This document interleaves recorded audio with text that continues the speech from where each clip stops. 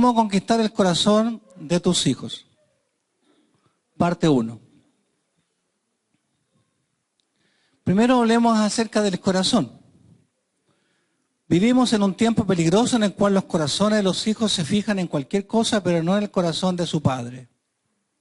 Existen muchas cosas que fácilmente atraen los corazones de los hijos en lugar de atraerlos hacia los padres. El corazón de los hijos puede y debe ser conquistado e instruido. El corazón de un niño es el lugar donde nace la honra y el respeto. El corazón de tus hijos es el lugar donde antes existía el deseo de complacer y obedecer a sus padres. Los que son padres recuerden que 2, 3, 4, 5 años, lo único que los hijos querían era estar con ustedes. ¿Cierto? Era lo único que querían, no les interesaba nada más. Y algo pasa en el camino. Dios promete que si vuelves tu corazón a tus hijos, el corazón de ellos volverá a ti.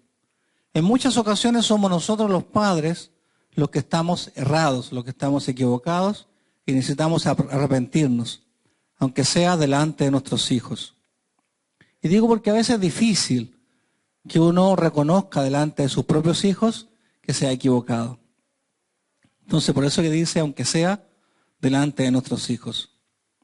Entonces, veamos, ¿qué es el corazón? Lo ideal es que todo lo que nosotros podamos hablar no quede escrito en la arena, que después se olvide. Por eso que al principio hicimos toda una secuencia, alrededor de 30, 40 minutos que estuvimos hablando, para recordar las cosas que habíamos tocado los días anteriores.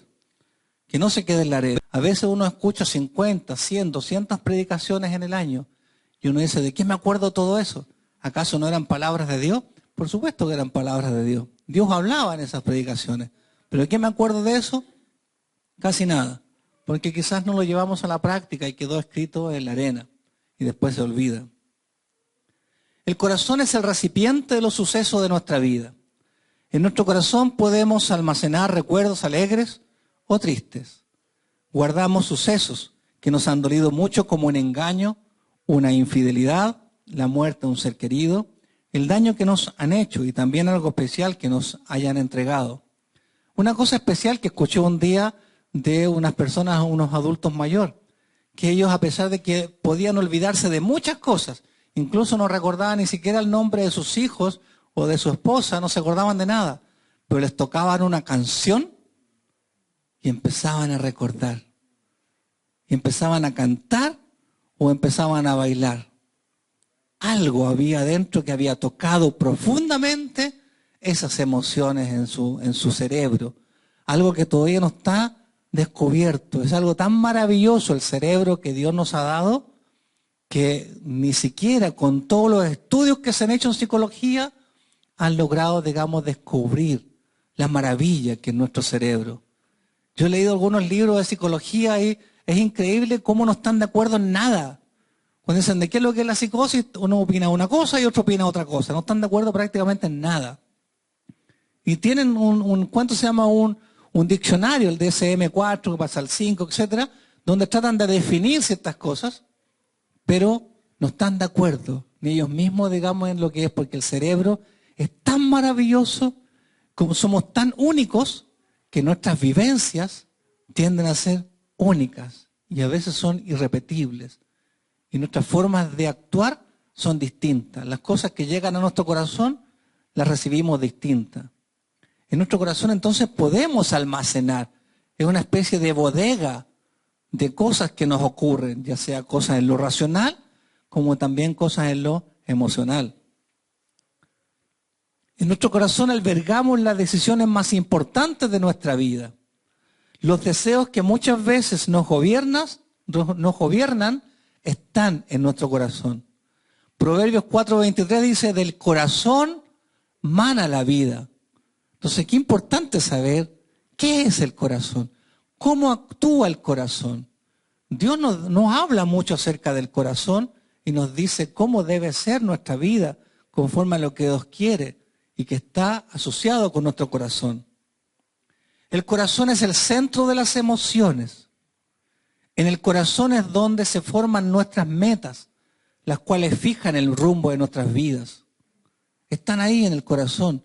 El corazón, para los más estudiosos, incluye el alma, que es la parte racional, las emociones y el libre albedrío, el alma, e incluye la conciencia, que es algo más del mundo espiritual. Por eso es que se habla acerca de amar a Dios con todo el corazón, no solamente con un razonamiento, no solamente con una voluntad, se dice también con toda nuestra alma, pero también dice con todo nuestro corazón, incluye la conciencia. El corazón incluye pensamientos e intenciones. En Hebreos nos dice que la palabra de Dios discierne los pensamientos y las intenciones del corazón. Dice discierne y hace una separación, dice. Graba en tu corazón, dice la palabra de Dios, estas palabras que te he dicho. Por lo tanto, en el corazón se pueden grabar algunas cosas. Grabar algo en el corazón sería llegar al intelecto, a la voluntad, a las emociones y a la conciencia. Graba en tu corazón, no solamente el tema racional. Y ahí es donde a veces nos equivocamos cuando hablamos con algunas personas. Tratamos de racionalmente hacer que entiendan. Oye, y a nuestro hijo, pero es que entiende tal cosa. Y él ya no está en ese contexto. Él está en un contexto emocional. Llegó un momento en que hablar con alguno de mis hijos era llegar a la parte racional, tratar de que él entendiera. Y le podía demostrar bíblicamente algo o le podríamos demostrar racionalmente algo. Pero él tenía un muro que yo tuve que darme cuenta de que existía. Un muro ni siquiera de cemento, sino que era un muro de acero. Y ese muro era lo emocional. Emocionalmente él había vivido ciertas experiencias y para mí, si yo trataba de con lo racional ir a eso emocional, era golpearse una y otra vez contra la pared. Una y otra vez. Y él, por más que racionalmente yo tuviera toda la razón, no iba a sacar eso que está en su emoción en lo emocional. Trate de sacarle la Virgen María a un católico. Trate con la Biblia, lo racional, trate. Está más allá de nuestra posibilidad. ¿Se da cuenta? Porque toca algo profundamente emocional en esa persona. Por mucho que sean excelentes sus argumentos, lo va a rechazar. Porque no está llegando a esa vivencia emocional que ha vivido. Grabar entonces en el corazón es grabar en el intelecto, la voluntad, las emociones y la conciencia. Si yo quiero grabar en los niños, grabar en los hijos algo, una verdad de Dios, tengo que hacerlo llegando a todos esos lugares. Prevención o restauración. Hablemos de prevención. Una forma de prevenir que los hijos se alejen de Dios, que los hijos se aparten de la verdad de Dios, es a través de la enseñanza. En Proverbios 22:6 dice, enseña al niño en su camino, en que debe andar, y aun cuando sea viejo, no se apartará de él. ¿Lo creen? Entonces, ¿por qué se apartan los niños? ¿Por qué se apartan los hijos? Dice que nunca se apartará de él. Si usted lo cree, yo lo creo, entonces aquí hay algo que no funciona. Dice, si es verdad lo que dice el proverbio, ¿por qué el 70% de los jóvenes se aleja de Dios? Entonces, algo que no funciona, ¿cierto? Algo no está bien. Y lo leemos una y otra vez ese proverbio. Y todos saben y se acuerdan claramente que existe. Entonces tenemos tres opciones.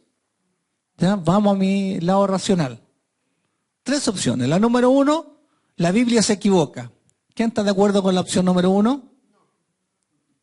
Dice que algo no se cumple. La Biblia dice algo que no se va a cumplir. Número 2, interpretamos mal el texto bíblico. Dice una cosa diferente a lo que leemos. Entonces a veces algún texto bíblico dice algo y cuando no lo estamos vivenciando como que tratamos de darle un ajuste, así como que no es lo que quiere decir lo que dice. Digo, ¿cierto? Eso lo dicen los españoles. Digo. Entonces, no, estoy tratando de decir algo. No es que usted no me entendió. Eso es típico de los políticos. No es que usted no entendió lo que yo quise decir. No, es que usted no me entendió. Y lo tercero es que los padres cristianos no realizan esa instrucción que se indica. Porque ¿qué instrucción se indica? Dice, enseña al niño en el camino en que debe andar, y aun cuando sea viejo, no se apartará de él. Y lo tercero es que nosotros no estamos haciendo claramente lo que dice ahí. ¿Cierto? ¿Quién va por la 3? Bien, somos de la 3. ¿Ya?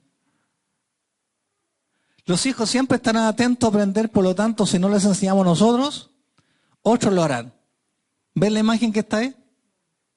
Esa imagen, la más grande que se ve, es real. Pero eso es una actitud que a veces tomamos nosotros. Escondemos la cabeza. Cuando tenemos que hablarles de algo a los hijos, vamos escondiendo la cabeza. Tenemos que hablar de sexualidad, no, lo dejamos para más adelante. Tenemos que hablar de algo que les sucede, o escucharlo y darles y enseñarles, lo dejamos para adelante. Vamos escondiendo la cabeza. No dejemos que otro lo haga. No, ¿para qué le va a estar, si tiene escuela dominical, para qué lo va a estar enseñando? Y así escondemos la cabeza, una y otra vez. No es la idea. La enseñanza de Dios tiene un costo. En Proverbios 22:6 dice, instruir al niño en su camino y aun cuando fuere viejo no se apartará de él. La palabra instruir tiene que ver con la palabra chanak, que es dedicar. Y es la misma palabra que se usó en 2 de Crónicas 7:5, cuando Salomón sacrificó 22,000 bueyes y 120,000 ovejas. Yo un día me di el trabajo de decir, ¿cuántos bueyes hay en el país? Así de loco ese... ¿Cuántos bueyes hay en el país? Y me di cuenta que equivale como a 4 regiones de bueyes. Todos los bueyes de la región metropolitana, todos los bueyes de la 5ª región, todos los bueyes, y así. 22,000. Y me di también el trabajo de empezar a cuánto vale un buey. Por lo menos un tiempo atrás valía $1,000 cada buey. Entonces, si estamos hablando de 22,000 bueyes, son $22 millones. 22 millones de dólares. Entonces me hice la pregunta, si es la misma palabra de instruir, dedicar, ¿cuánto estás dispuesto a pagar por la vida de tu hijo? Entonces también me hice lo siguiente. Dije, a ver, estos libros que ustedes tienen acá tienen un costo, que para muchos es un costo enorme. Pero llegó un momento en que dije, a ver, ¿estoy dispuesto a hacerlo aunque nadie compre un solo libro? A mí me sale caro mandarlos a imprimir. Pero ¿estoy dispuesto a hacerlo aunque nadie me compre un solo libro? Y la respuesta fue sí, categóricamente sí. ¿Por qué? Porque estos libros que ustedes tienen acá, para ustedes a lo mejor o para sus hijos, va a dar exactamente lo mismo si lo leen, porque es un autor a lo mejor para muchos desconocido total. Pero para mis hijos no es así. Es el libro que escribió el papá. Es el libro que escribió el abuelo. Oye, ¿quién fue mi bisabuelo? Ah, mi bisabuelo fue el que escribió tal libro. ¿Me capta la idea? Hay un legado que va quedando. Cuando empecé a pensar en esto del legado, dije, oh, hay cosas que la gente habla, dejemos un legado para esta nación. Y dije, ¿por qué yo no puedo dejar un legado? Que si yo soy, a lo mejor no soy una persona conocida. Hay algunos que dejan un legado futbolístico. Ah, la generación dorada. Otros en el mundo político. Un legado hablan. ¿Y por qué yo no puedo dejar un legado para mis hijos? Miro para atrás y digo, me acuerdo algo de mis abuelos, de mis bisabuelos, y prácticamente nada. Mi último abuelo murió cuando tenía 1 año. Si no tengo ningún registro en mi mente de quiénes fueron, ni de lo que hicieron. Entonces dije, no quiero de alguna manera que la generación que sigue después de mí no tenga la fe que yo he podido tener. ¿Cómo ser tan egoísta en ese sentido de no dejar que esto que Dios me ha dado, estas palabras que he recibido, estas enseñanzas que he recibido, no las tengan mis hijos, mis nietos, mis bisnietos, y por qué no decirlo, mis tataranietos. ¿Por qué no? ¿Por qué no? Los descendientes, por ejemplo, no sé, pues de los que siguen ustedes, conocerán quién escribió una música rock o cantó en el grupo revolucionario, ¿cierto? Y sabrán de eso, sabrán sus canciones, que me encantan, entre paréntesis. Esas canciones antiguas que cantaba Roberto, digamos. ¿Se acuerdan de esas canciones los que conocen? O las canciones que cantaba Claudio Lacour. Pero son cosas que van quedando para los descendientes. De una u otra manera es un legado. La pregunta es cómo puedes dar un legado a los que te siguen, a todos los que te siguen. Si alguno tiene hijos, tiene sobrinos, que sepan quién fue el tío. Miren, en mi vida yo he sido una persona que Dios ha trabajado fuerte en mi vida en muchos aspectos. Y uno de ellos fue en el área educacional. Soy el primero de mi familia que llegó a ser profesional. El primero. Yo soy de 11 hermanos. Así que no era un tema de familia o que el problema del papá o la mamá. No. Soy entre medio de los 11 hermanos y el único que llega a ser profesional. ¿Sabe qué ocurre después? Que un día escuché a un hermano diciendo, oye, no, mira, mi hijo quiere tal cosa porque tú llegaste a tal parte. De alguna manera fui testimonio para ellos. A veces a los alumnos les pregunto, ¿ustedes son los primeros profesionales que serán de su familia?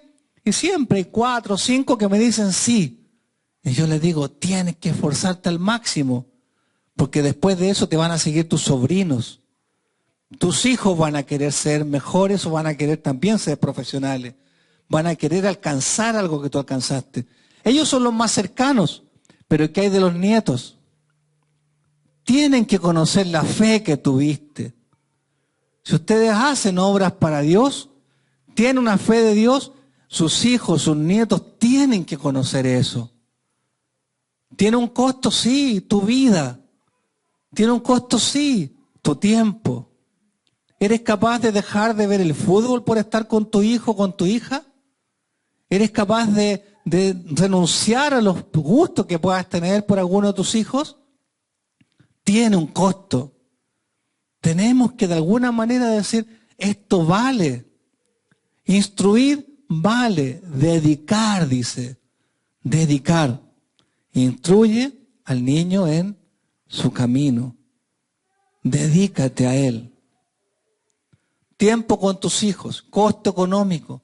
En algunos casos estás dispuesto a renunciar a tus gustos.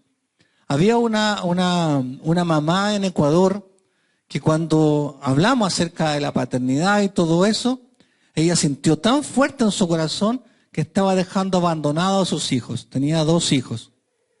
Y esta mamá los dejaba con la abuela.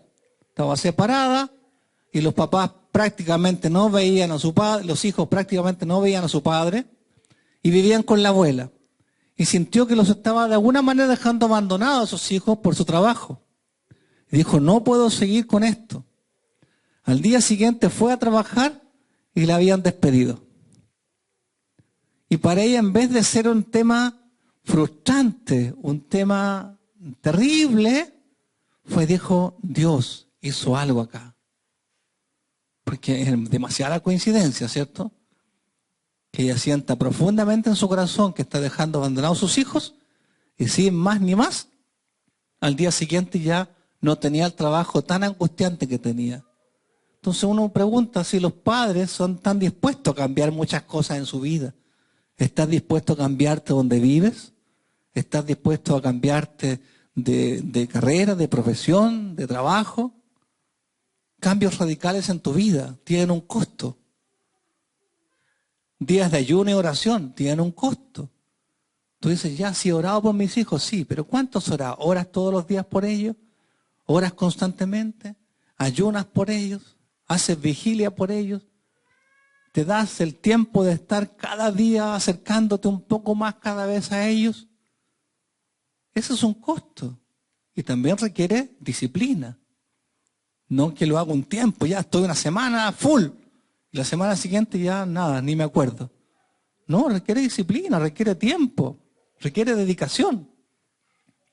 Jairo ya lo comenté, para los que estuvieron el día 3 de agosto, hablé acerca de Jairo, que era el principal de la sinagoga. Pero había una mujer, que una mujer cananea, eso lo pueden ver ahí para no repetirlo. Había una mujer cananea que se acercó a Jesús. Y vamos a leer el texto. ¿Ya? Los que quieran buscarlo en su Biblia electrónica. Entonces, en vez de decir abra la Biblia, ahora se dice enciendan las Biblias. Saliendo Jesús de allí, eso está entonces en Mateo 15, del 21 al 28. Saliendo Jesús de allí, se fue a la región de Tiro y de Sidón.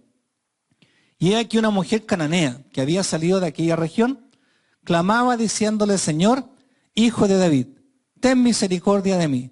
Mi hija es gravemente atormentada por un demonio. Imagínense usted al Señor. Y ve a una mujer, y le clama y le ruega, así como, ¿cuánto se llama? Hijo de David, ¿cierto? Jesús, Hijo de David, ten misericordia de mí. Así, clamando fuerte. ¿Pero qué dice el 23? Dice, pero Jesús, o sea, la ignoró. Oiga, desde el punto de vista actual, fíjense lo que él hizo, la ignoró. Entonces, acercándose a sus discípulos, ahora los discípulos se acercaron a Jesús, le rogaron diciendo: despídela, pues da voz tras nosotros. Tampoco los escuchó. Él respondiendo dijo, hay una parte que se perdió acá, pero está en el Evangelio de Marcos, que es donde ella le dice, y él después le responde esto: no soy enviado sino a las ovejas perdidas de la casa de Israel. Fue el segundo rechazo. Primer rechazo, la ignoró, fue indiferente. Segundo rechazo, no soy enviado para ustedes. Ustedes no están lejos. Ustedes no son llamados, no son hijos de Dios desde el punto de vista de ese tiempo que se entendía a los hijos de Israel. Y yo he sido enviado a ellos. Entonces ella vino y se postró ante él. O sea, ella siguió. No se conformó con ninguna de las dos cosas que había sucedido. Ni con la indiferencia, ni con el rechazo que tuvo, diciéndole: tú no eres de la región, no eres de israelita. Se postró ante el Señor y le dijo: Señor, socórreme. Respondiendo él dijo: no está bien tomar el pan de los hijos y echarlo a los perrillos. O sea, no está bien darle a los perros lo que es de los amos. O sea, imagínense lo que sucedería si una persona va y recibe esas palabras. O sea, en primer, ¿qué te has creído tú? Y tal por cual, y ya no quiero nada tuyo, y eres, digamos, un machista, y eres esto y eres lo otro, ¿cierto? Pero el Señor estaba trabajando con el corazón de esta mujer. Y ella le dijo: sí, Señor, pero aún los perrillos comen de las migajas que caen de la mesa de sus amos. Comen. Aún los perrillos.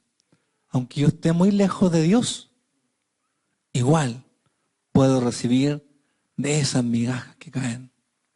Nosotros hemos sido gentiles. Nosotros somos esos que estaban lejos de Dios. Hemos sido esos perrillos que dice ahí. Nosotros. Entonces respondió Jesús y le dijo: oh mujer, grande es tu fe, hágase contigo como quieres. Y él más de una vez, y alaba también a esta mujer diciéndole que su fe es la mayor que ha visto. No hay fe, ¿cierto? Normalmente esas personas que logran pasar esos obstáculos, que a veces sienten que hay en la vida, pero siguen clamando y rogando a Dios, pidiendo misericordia, que no es por hechos que puedan hacer, no es por muchas mandas que puedan hacer. Señor, si yo hago tal cosa, tú esperas un premio, una recompensa. O si yo hago esto otro, entonces Dios me va a escuchar más. No, sino que están ahí y pueden botar su orgullo. De lado lo grande que puedan ser, la imagen que pueda tener. No, es que cómo vas a dejar abajo, digamos, tu imagen. David danzó delante de Dios y no le importó la imagen, sino que él sencillamente entregaba ese corazón a Dios en adoración. Por eso que era conforme al corazón de Dios. La enseñanza, por otro lado, debe ser en todo momento.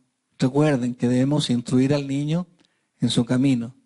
Dice Deuteronomio, ama al Señor tu Dios con todo tu corazón y con toda tu alma y con todas tus fuerzas. Y dice además Deuteronomio, grábate en el corazón.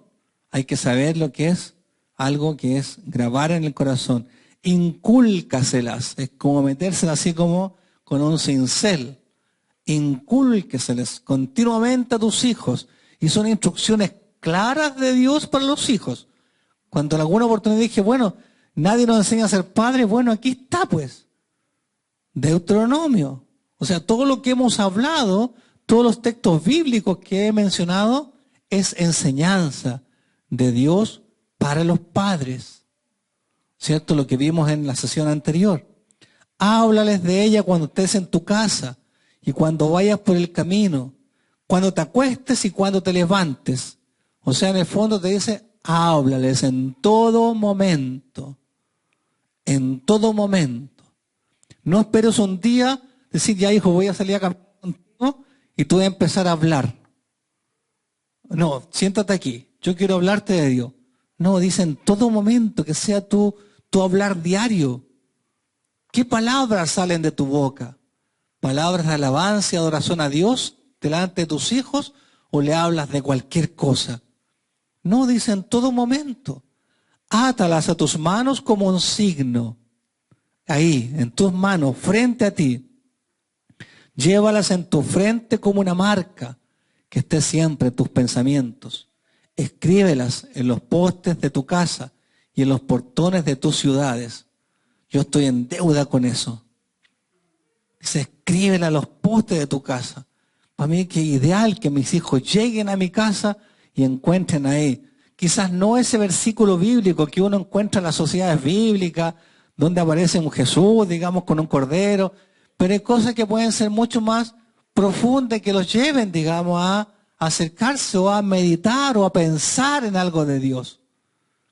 ¿Cierto? En algo que nosotros podemos escuchar un día, tomar esas palabras, imprimirlas, llevarlas a algún lugar, hacer un cuadro con eso y ahí está. Y lo pongo en mi casa. A veces ponemos tantas otras cosas y ¿qué pasa con esas palabras?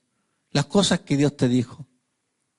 Y si quizás me falta el tiempo para eso, bueno, llena el papelero, digamos, con estos stick fix en el refrigerador, en tu casa y anda pegando lo que Dios te va diciendo.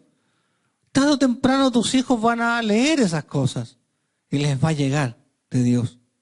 Ahora tenemos tantos medios para escribir y para dejar algo, ir dejando ese mensaje.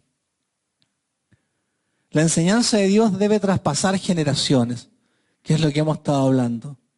Y para que vean que es bíblico, Salmo 145:4 dice, generación a generación celebrará tus obras y anunciará tus poderosos hechos. Generación a generación. La bendición de Dios va de generación en generación. Pero nosotros tenemos que trabajar para que eso también sea efectivo, para que eso realmente ocurra. Dejar una bendición hacia los hijos. 4. La enseñanza de Dios es vida. Dice, mediten bien en todo lo que se les he declarado solemnemente en este día y díganle a sus hijos que obedezcan fielmente todas las palabras de esta ley, porque no son palabras vanas para ustedes, sino que de ellas depende la vida. O sea, si yo no enseño, la verdad es que muerte ronda en torno a ellos, pero para ellos son vida, si yo les enseño las palabras que son de Dios. La palabra de Dios no es trivial, es cuestión de vida o de muerte. No es trivial. No podemos tomarla y dejarla de lado.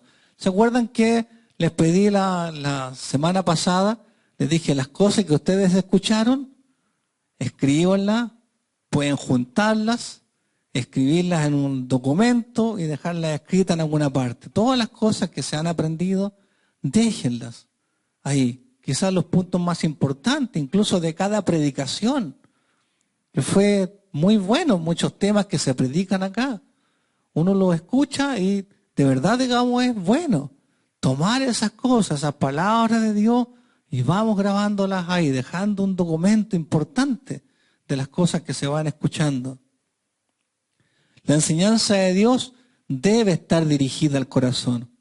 He aquí, dice en Malaquías, yo os envío al profeta Elías antes que venga el día de Jehová, grande y terrible. Él hará volver el corazón de los padres hacia los hijos y el corazón de los hijos hacia los padres. No sea que yo venga y hiera la tierra con maldición. En Malaquías nos habla que Dios va a trabajar con el corazón de los padres hacia los hijos. La enseñanza debe llegar al corazón. Y si recordamos, el corazón implicaba el alma y la conciencia, implicaba la parte racional, la voluntad, implicaba las emociones y también la conciencia. Toca esa parte espiritual. Enseña al niño en su camino en que debe andar y aun cuando sea viejo, dice, no se apartará de él. Se debe instruir buscando y convencer el corazón de los hijos de la sabiduría y veracidad de los caminos de Dios. Hay un propósito y hay un objetivo que tenemos que conseguir. Convencer el corazón de la sabiduría y veracidad de Dios, de los caminos de Dios.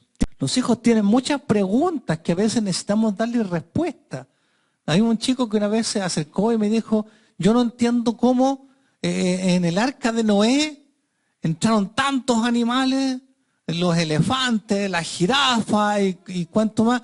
Y él que decía, no logro entender cómo cabían tantos animales. Entonces le dije, en alguna parte tú leíste que decía que los elefantes eran grandes, eran adultos. ¿O leíste que las jirafas eran del tamaño que tú las conoces, ya adultos? ¿O leíste que los leones eran capaces de estar comiéndose a los demás? ¿O podían haber sido cachorros? Entonces, tú logras dar una respuesta cuando nosotros mismos también nos podemos hacer esa misma pregunta. Y si un día se te preguntan cosas que tú no sabes, no te quedes quieto, averigua, infórmate. Pregunta. Por último, pregúntale a la IA. ¿Ya? Por último, pregúntale y después confírmalo si quieres. Pero pregunta, busca la información. Pero empieza a dar respuesta a las cosas que a veces les provocan incredulidad en los hijos. Porque hay muchas cosas en la Biblia que les pueden provocar incredulidad, ¿cierto? ¿Cómo? ¿Qué pez podía tragarse a un hombre y tenerlo vivo durante algunos días? ¿O cómo se abrió el mar y después se cerró de nuevo? Entonces uno puede empezar a también estudiar y aprender acerca de eso y dar respuesta. Un corazón sabio es un corazón que tiene grabada la verdad de Dios. Por lo tanto, todo lo que sea verdadero de Dios, habla de tus hijos. Un corazón que se inclina hacia lo justo y lo correcto según Dios y no según las intenciones de una naturaleza caída. Se inclina hacia lo que es correcto. A veces queremos enseñar a los hijos acerca de la misericordia y la compasión y la verdad es que la mejor forma es toma a tu hijo, llévate un par de sándwiches, sale digamos a la calle, busca a alguien que esté botado en la calle pidiendo limosna y dale un sándwich, dale un café. Es la mejor forma que tu hijo va a aprender misericordia, compasión. ¿Se dan cuenta? Entonces son cosas que nosotros podemos dedicarnos y podemos hacer. Y a veces no son tan complicadas. Un corazón sabio es el que busca la paz. Es bueno, afable, tiene compasión de los demás. Es obediente a los mandamientos de Dios. ¿Quieres ser sabio? Entonces tienes que ser afable, tener compasión, ser obediente al Señor. ¿Qué puedo hacer entonces para que el corazón de mi hijo sea sabio? Si una de las cosas que yo debo hacer en la instrucción de mi hijo en el camino de Dios es que adquiera sabiduría, entonces, ¿qué puedo hacer para que él sea sabio? Uno sería grabar la verdad de Dios en los corazones de nuestros hijos, no para controlarlos o manejarlos, sino para guiarlos, a fin de que puedan encontrar la mayor felicidad en la comunión íntima con Dios. Jesucristo dijo, yo soy el camino, la verdad y la vida. Entonces, si tú enseñas la verdad de Dios, enseñas acerca de la vida de Jesucristo, estás enseñando la verdad de Dios. O sea, Cristo es la persona más especial de la cual puedes hablar. Yo me acuerdo hace años atrás cuando me di cuenta que en casi todas las escuelas dominicales, y me perdonen las hermanas que hacen clase, pero era como típico hablar, no sé, de José, del Arca de Noé, de ciertas cosas que eran tradicionales, ¿cierto? Que uno le puede enseñar a un niño. Pero lo más importante era enseñar acerca de Jesús. Y me acuerdo que en alguna oportunidad trabajamos con Mónica y desarrollamos un plan de estudio que incluía conociendo a Jesús 1, conociendo a Jesús 2, ¿se acuerdan, no? Mi compromiso con Cristo 1, mi compromiso con Cristo 2, era todo una serie de temas que iban viendo en cuanto al desarrollo de los hijos. Pero partíamos con conociendo a Jesús. Conociendo a Jesús, esa debe ser la base. Es lo más importante. Lo demás se puede ir aprendiendo. Pero si dejo de lado el conocimiento, y conocimiento implica intimidad con Dios, porque dice la palabra de Dios, esta es la vida eterna, que te conozcan a ti, el único Dios verdadero a quien tú has enviado, ¿cierto? Y a Jesús, a quien tú has enviado. Implica intimidad. ¿Y por qué digo implica intimidad? Porque también dice la Biblia, y conoció Adán a su mujer, Eva, y nació Caín. ¿Qué está diciendo eso? Tuvo intimidad con Eva. El conocer implica intimidad con Dios. Por eso cuando hablé acerca del día de reposo, estaba hablando de la intimidad, de tener intimidad con Dios. Conocer a Dios es vida eterna, es decir, tengo intimidad con Dios. Entonces, una de las cosas que puede guiar a los hijos, uno cuando dice que conozcan a Jesús, bueno, que comiencen a tener intimidad con Jesús. Entonces, la Iglesia Católica hablan después de la primera comunión, claro, ¿por qué? Porque hay que llevarlos por un camino de intimidad. Quizá ellos perdieron algunas cosas en el camino y tienen solamente un tema de un rito que hay que seguir. Yo hice una primera comunión y lo único que hacía antes de que enseñara algunas cosas, que no me acuerdo de nada, era jugar a la pelota.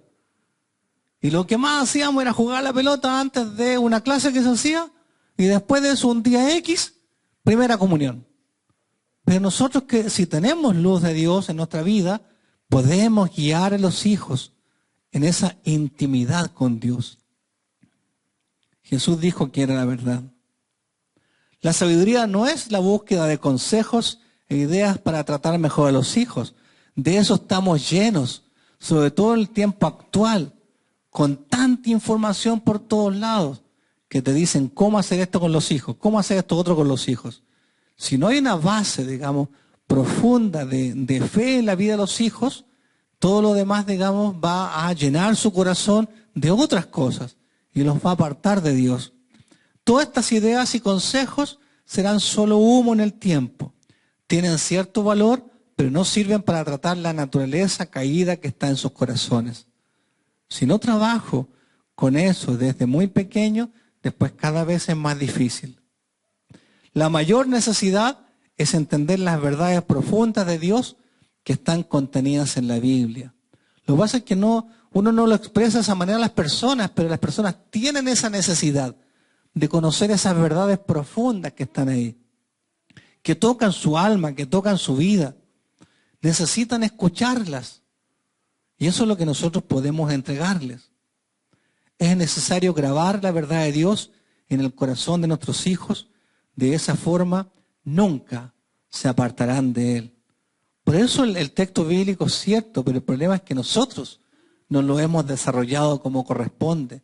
Cuando dice enseña, instruye al niño en su camino y nunca se apartará de él, ¿cierto?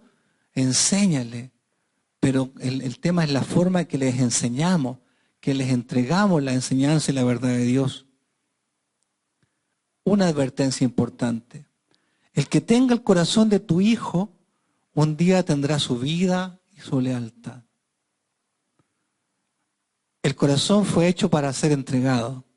Y eso lo hemos visto una y otra vez. Lo hemos visto en la forma humana cuando un chico o una chica se enamora de alguien y le entrega el corazón a ese alguien y después no hay forma que el padre le diga que está mal o la madre le diga que no le conviene. Su corazón está entregado a ese alguien.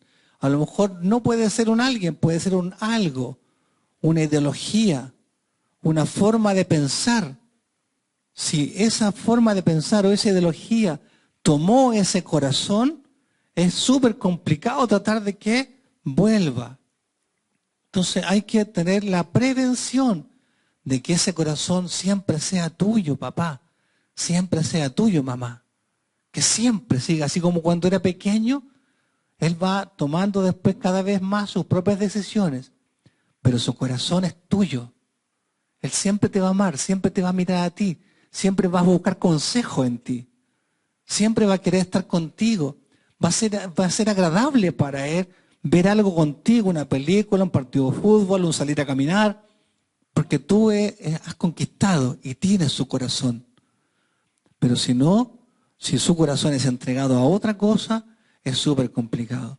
Una de las cosas importantes, por ejemplo, que tiene la organización LGTBI, XXX, es que tiene un tema hacia las personas. Dice, nosotros te amamos, nosotros te acogemos.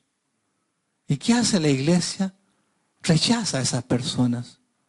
Entonces, ¿qué es lo que encuentra esa persona que está con AMS, atracción al mismo sexo, o ya es homosexual de hecho, o ya tiene una práctica sexual, digamos, que es rechazada absolutamente por la iglesia? Acá me rechazan, pero acá en este otro lado me aman, me quieren. Entonces, ¿saben cuál es el consejo para los padres? Ama más y por más tiempo. Ama más y por más tiempo. Tienes que estar ahí presente en todos los momentos y por más tiempo. Ama más y por más tiempo. Ese amar más va a implicar muchas cosas. Ya nos tocaríamos en el tema número 2. Pero ama más y por más tiempo. Empezó a ser mi lema con respecto a esa situación. Ama más y por más tiempo. ¿Me entiendes? O sea, al final de cuentas, todos le van a fallar a tu hijo o tu hija. En lo que sea que esté, si tú lo ves alejado, siempre va a sufrir decepción, va a sufrir algún tipo de frustración. De que la va a sufrir, la va a pasar, de que le va a ocurrir, le va a ocurrir. Pero siempre tú tienes que ser ese faro al cual él pueda acudir.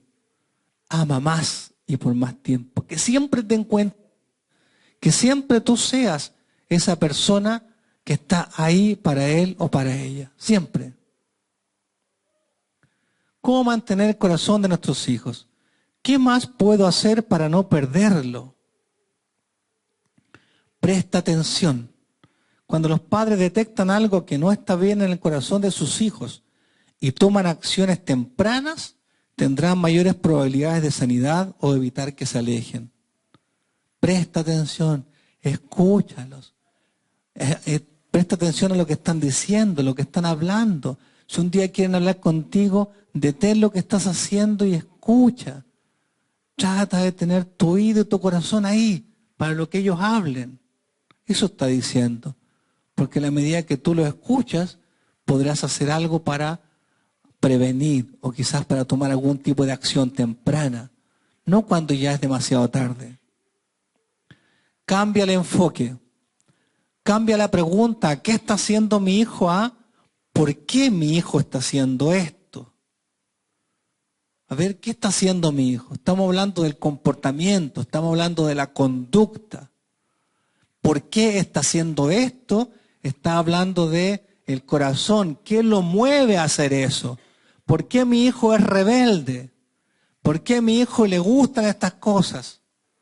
en vez de solamente fijarse en el comportamiento, la conducta que tiene.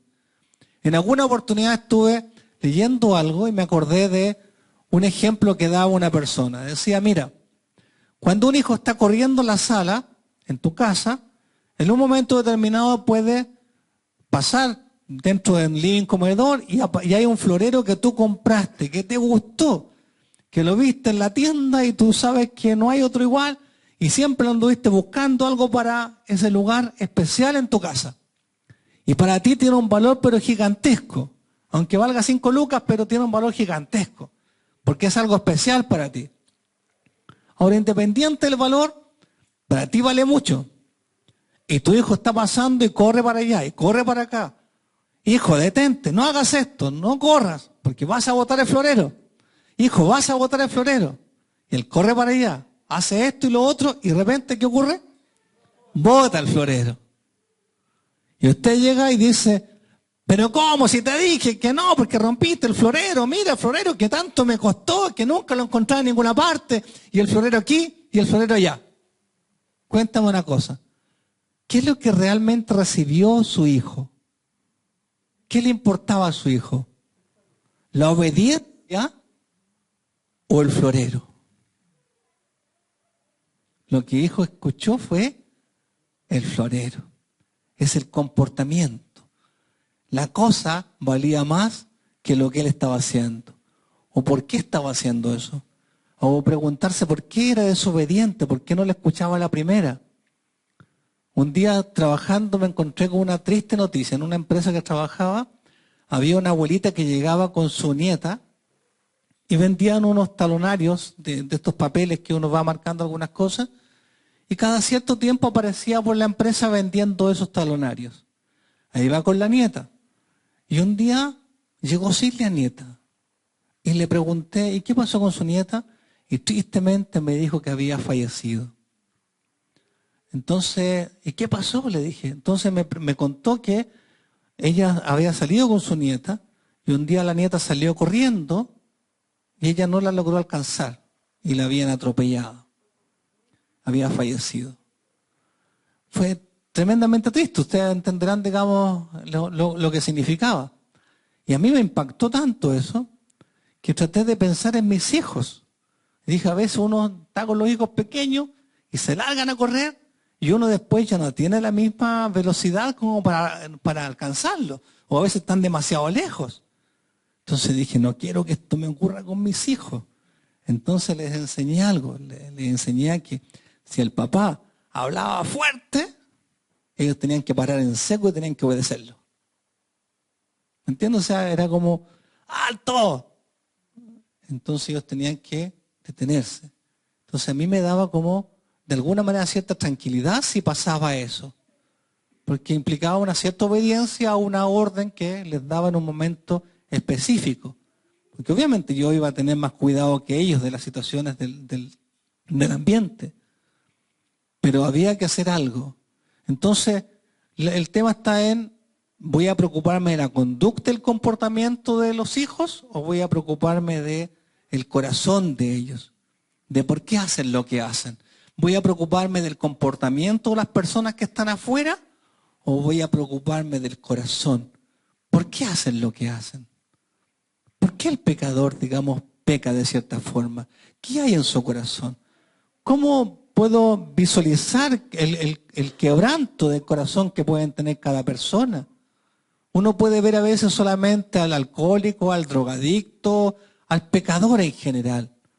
Pero ¿qué lo mueve? Si logro, digamos, tener un corazón para darme cuenta el por qué hace, por qué actúa de esa forma en su vida, quizás mi forma de relacionarme con esas personas va a ser distinta. Quizás las palabras que yo le pueda dar de Dios van a llegar más allá que a su pleno razonamiento. Porque estoy viendo más allá. Estoy viendo su dolor, estoy viendo su quebranto, estoy viendo sus heridas. Estoy viendo el daño que tiene. Hay personas que están profundamente dañadas. Pero profundamente dañadas. A veces le he dicho a personas que vean, por ejemplo, el video que podemos hacer y después me escriben y me dicen, mira, ¿sabes qué? Vi las 3 primeras, digamos, cosas que se dijeron y ya no lo pude seguir viendo. Y yo, es terrible porque está tan dañada esa persona, tanto dolor que pueda tener. Y ese es el mundo en el cual nosotros estamos, hay mucha gente dañada y tenemos que saber cómo llegar a ellos. Otra cosa que podemos hacer es examinar. ¿Los hijos desean pasar tiempo contigo? ¿Te escucha respetuosamente? ¿Desea agradarte? ¿Es leal a ti en tu presencia y fuera de tu presencia? ¿Sabes lo que pasa en el interior de tu hijo? Son examinar. Por eso es que es un tema de prevención. ¿Cierto? A veces los hijos son súper leales cuando están con uno. Pero cuando tú no estás, se comportan muy distintos contigo, ni un garabato. Pero afuera, líbreme, Dios mío. ¿Me entiendes? Distinto. La pregunta es, ¿se comportan distintos? Porque en el fondo, algo importante, tú podrás en algún momento de la vida tener su corazón y además de eso tener su comportamiento. Que ellos se comporten como tú quieres. Porque tú pones las reglas en la casa. Pero un día ellos se irán. Y se llevarán su corazón con ellos. Y si su corazón ha estado alejado de ti, estará alejado de ti en comportamiento, en actitudes, en todo, también lejos de ti. Porque ha estado alejado de su corazón. Si trabajaste solamente con el comportamiento, recuerda que hay un corazón que ellos después van a llevar adelante en su vida, van a llevar adelante los comportamientos, las conductas de acuerdo a ese corazón. Si hay un corazón rebelde en tu hijo y no trabajaste con él, después va a seguir siendo rebelde, pero ya siendo su propia voluntad. No te va a tomar en cuenta. ¿Me entiendes? Después vamos a hablar del hijo pródigo, pero vamos a ver que el hijo pródigo no era una persona que de la noche a la mañana dijo, quiero los bienes de mi padre. No, había algo antes. Entonces, hay que examinar lo que está pasando con nuestros hijos. Para mantener o conquistar su corazón, número 1, ámalos. Cuando tus hijos oyen que les dices te amo, para ellos es tengo valor, tengo dignidad. Ámalos. El amor y la aceptación de papá no están condicionados al desempeño como ocurre con el amor de terceros. Ámalos. El amor de tercero es, si eres bueno para el fútbol, te dejamos. Si eres malo, te dejamos afuera. Si eres bueno para esto, te dejamos. Si no, afuera. 2, aliméntalos. Los hijos necesitan de sus padres para alimentarlos espiritual, emocional y físicamente. ¿Qué error cometemos? Que a veces los alimentamos solamente físicamente. Hay comida en la casa, ¿cierto? Pero dejamos de lado la alimentación emocional. Y no los alimentamos emocionalmente. No estamos con ellos, no los abrazamos, no los escuchamos, no los consolamos. No estamos con ellos. Y menos a veces llegamos al punto espiritual, de alimentarlos espiritualmente. Dime qué hace una mascota cuando tú la alimentas. Te sigue para todos lados, ¿cierto?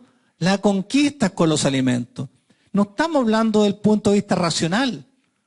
Esa mascota te sigue porque emocionalmente o algo en su interior la hace querer lo que tú le estás dando. Eso es lo importante. Aliméntalos. Aliméntalos. Algo que ocurrió, digamos, en Israel, que en un momento determinado la gente se iba de Israel porque no sentía que había pan. Alimento.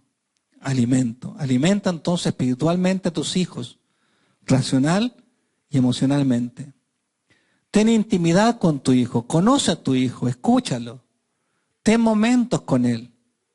A veces es bueno quizás tener una especie de, no sé, pijamada, vigilia para los hijos, padres con hijos, cosas especiales que les permitan tener intimidad padres con hijos, para que se les pueda enseñar algo. En vez de, no sé, un momento determinado en que una clase de la escuela dominical la entreguen los padres. Y en un ambiente, digamos, especial, los padres estén con los hijos. Tener momentos especiales, que ellos se sientan especiales. Ten intimidad con tu hijo. Genérales confianza. No les mientas. Dales estructura. y límites adecuados. Si no le das límites, también sienten que los estás dejando de lado, que tú no les interesas. Pero cuando tú les das, pones límites claros, ellos van a poder, de alguna manera van a poder estar, sentir que tú estás con ellos, que tú te preocupas de ellos. Porque con dirección sabia, dice Proverbios, harás la guerra. Con dirección sabia harás la guerra.